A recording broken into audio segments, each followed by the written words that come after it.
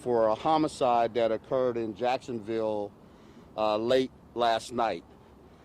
We received information that that individual, based upon our information, was in Maryland. We discovered that individual, conducted a surveillance and to attempt to arrest that individual for the homicide that was committed last night. When officers went to effect the arrest, the individual began to shoot at my detectives.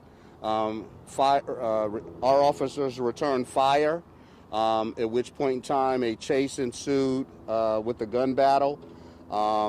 No additional information from that other than the fact that the suspect was wounded and succumbed to his injuries on the scene. One of my detectives has suffered a gunshot wound and has been transported to a local hospital, and we are still waiting on the condition of the officer that has been wounded. But at this point in time, we are still working with Prince George's County from an investigation involving this incident, and we'll be able to update you all more once more information is gathered. Are you able to say where the detective was shot? At this point, I don't know. I just say upper body. Chief, when you were here in Laurel to kind of make this arrest, did you coordinate with Prince George's County Police? How did that work, considering it was a different jurisdiction? So what I'll share is that the Montgomery County detectives that were involved in this are a part of a U.S. Marshals Task Force. So they are have the ability to go throughout the state of Maryland and outside of their jurisdictions. How many shots were fired? I don't know the answer to that question. That's still being determined. When you say chase, are we talking foot or car? A foot chase, yes. Can you identify the suspect? At this time, we won't until the family has been notified of who that individual is. Any details you can provide about the case? I don't have more specifics to what occurred in Florida at this point in time, no.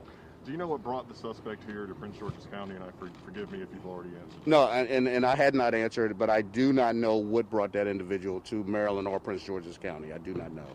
And is it customary for Montgomery County police officers to come into Prince George's County? It is. It can happen depending upon, again, the investigation, the type of investigation that it's had, and particularly when we have cases involving, for example, the U.S. Marshals Task Force. It's sort of the vice versa. Prince George's can sometimes come to Montgomery County.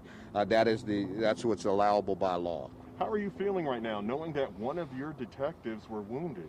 Right now, I'm really, I will tell you, I'm on edge because I want to make sure that he is okay. Once I leave here, I will be heading to a hospital to check on his condition. But I ask that the public keep him in your prayers. Because at this point in time, this was an officer who was taking a very dangerous individual. These officers were taking a very dangerous individual off of our streets. Are you in contact with police in Jacksonville, and what are they telling you? I have not been in contact with them as of yet, just based on all of what happened is so fast. There's a large police presence, and it was focused at that apartment community. Can you speak more about where this shooting happened, and were any of the people living in that community impacted in any way? I am not aware of any impact of anybody in the community up to this point.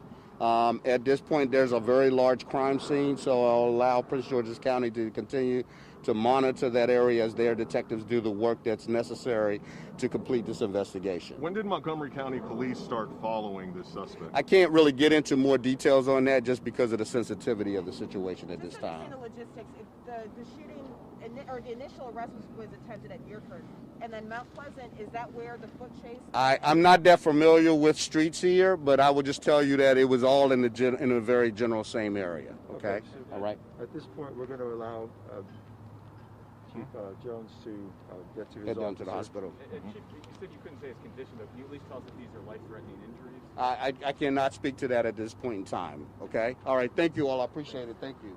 So again, I want to thank everybody for being here. This is a dynamic situation. We are about maybe an hour and a half into this, so there's a lot of work that needs to be done. We keep I ask that you keep the Montgomery County police officer in your thoughts and prayers.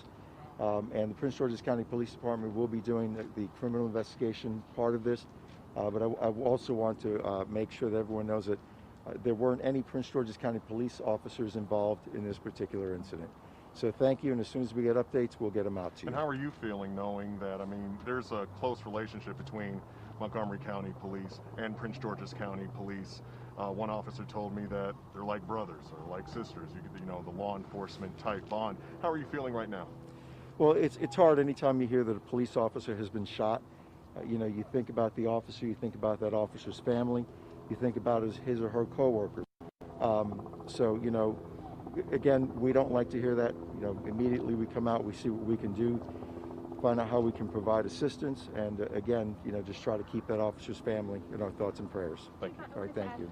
Just to make sure that the communication that would typically happen in these kind of scenarios where we have U.S. Marshals task force, did everything happen as it was supposed to? Yes, and again, it is a U.S. Marshals task force, and that's what the U.S. Marshals does, is track down fugitives. So yeah, it's not out of the ordinary, especially when things are fast moving. There's you know, a lot of things that are going on, so it's not unusual. Is there a second person injured? I thought I saw something about that. No, from what I understand, it's one officer, and then the decedent. Correct. All right. Thank you very much. Thank you.